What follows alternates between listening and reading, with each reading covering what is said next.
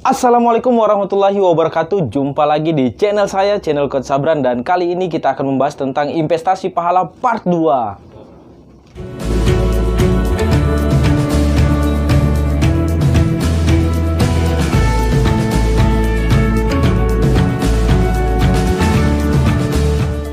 Pada video sebelumnya, saya membahas tentang pahala investasi part 1. Saya menyampaikan bahwa kenikmatan yang Allah simpan buat kita di akhirat kelak itu luasnya seluas samudra. Masya Allah, luar biasa. Oleh karena itu, marilah kita memperbanyak amal soleh kita di dunia ini agar kelak Allah memberikan kita balasan kenikmatan yang seluas samudra itu.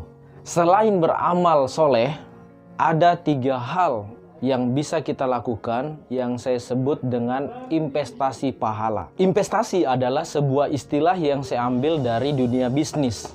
Orang yang menginvestasikan hartanya kepada orang lain yang memiliki usaha. Nah, orang yang berinvestasi ini disebut dengan investor.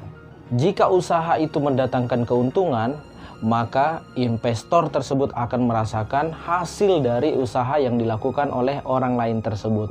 Itulah istilah investasi. Jadi tugas investor hanya satu, duduk-duduk saja, menerima hasil yang akan datang mengalir kepada dia. Bagaimana dengan pahala? Pahala itu adalah ganjaran yang Allah Subhanahu wa Ta'ala berikan kepada kita terkait aktivitas dan ketaatan kita kepada Allah Subhanahu wa Ta'ala. Membahas investasi pahala, saya jadi teringat sebuah hadis riwayat Muslim nomor 4310. Dalam hadis itu disampaikan bahwa jika anak Adam meninggal dunia, maka terputuslah semua amalnya kecuali 3 hal. Yang pertama, sedekatun jariyah, ilmu yang bermanfaat, dan doa anak yang soleh. Dari hadis tersebut, kita mendapatkan pola yang bisa kita coba untuk investasi pahala. Dan investasi ini tidak ada ruginya. Kenapa? Akan terus mengalirkan pahala buat kita. Walaupun kita sudah meninggalkan dunia ini. Asik atau asik? Yang pertama, sedekah jariyah. Para ulama banyak menafsirkan bahwa sedekah jariyah ini adalah bentuknya wakaf.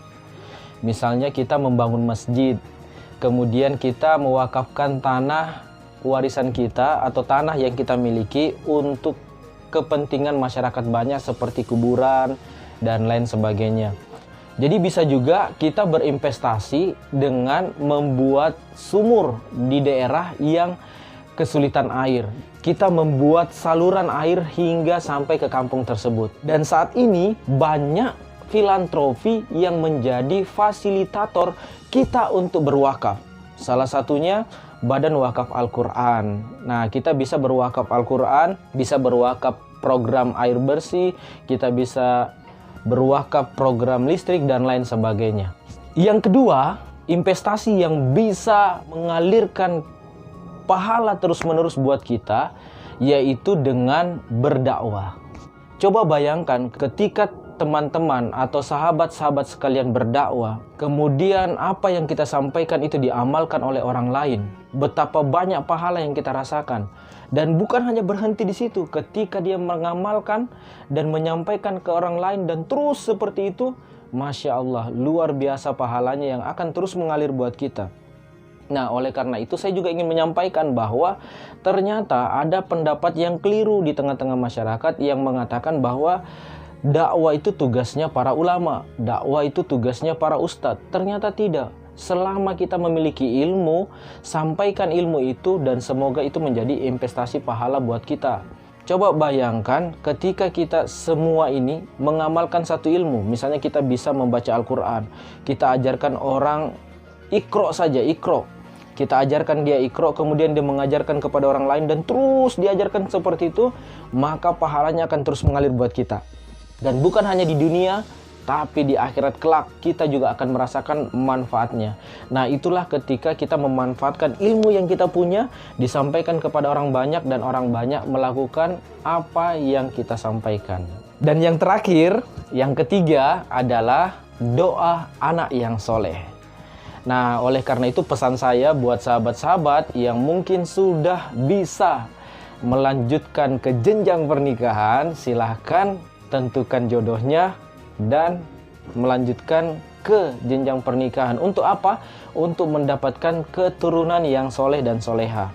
Semoga dengan keturunan itu menjadi anak yang soleh dan soleha dan akhirnya mendoakan kita. Dan ketika kita meninggal dunia, hanya anak yang soleh yang bisa mengalirkan terus pahala buat kita.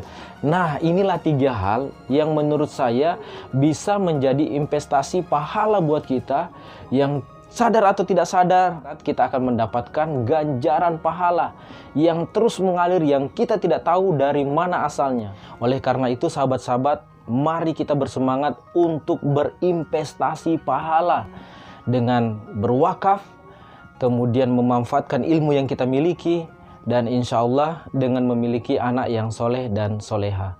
Mungkin itu yang bisa saya sampaikan sahabat. Dukung terus channel ini. Assalamualaikum warahmatullahi wabarakatuh.